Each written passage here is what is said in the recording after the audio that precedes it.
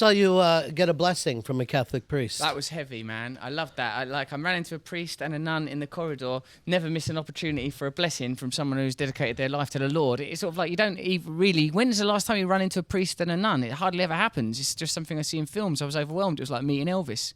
It was like an Elvis moment for you. I got blessed, and it felt like something.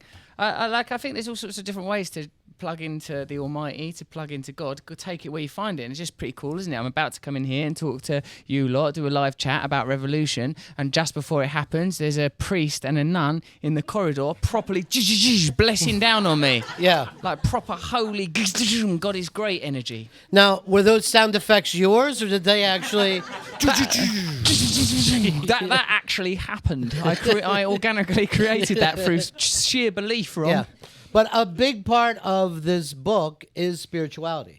Yeah, that's right, because I think that's where we went wrong. Here's a thing I heard that you'll like. The problem, they said, with Marxism, which is only really just sharing, don't be scared of that word, I know we're in America. They said the problem with Marxism is that it placed economics forever at the heart of politics, when what belongs at the heart of politics is spirituality. And socialism, in a way, is just a Christian principle, just the idea that we're all the same, we're all connected, we should share. We can't be happy if other people are suffering. It's just a sort of a logical thing. So how did we get so far off track, Russell, when we're really now far away from where we should probably be? Maybe we're not so far off track. Maybe the organisations, the institutions are being created that after the revolution will be of great service to us. Maybe media organisations that are currently used to keep people spellbound will become purveyors and conveyors of necessary information.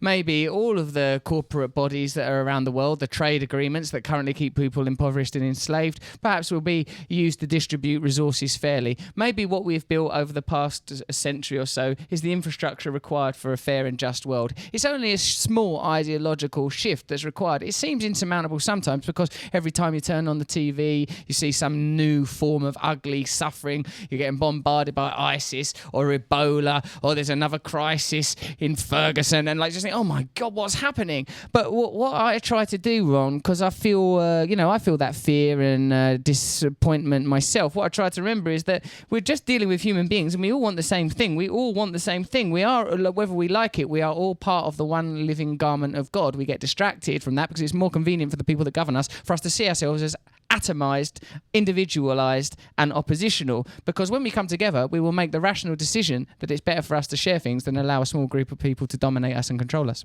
So what keeps us today allowing that to happen?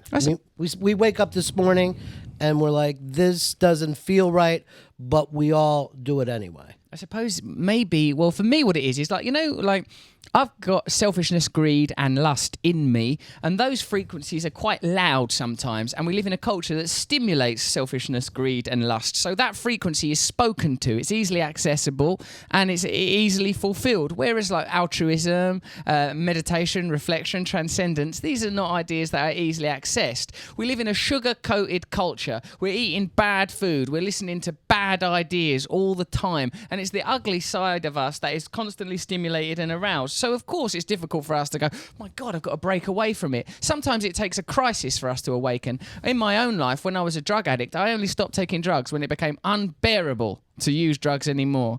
Every significant change in my own life has come about as a result of pain, really. And perhaps we're at the point now culturally where the pain is sufficient and significant enough for us to consider real change.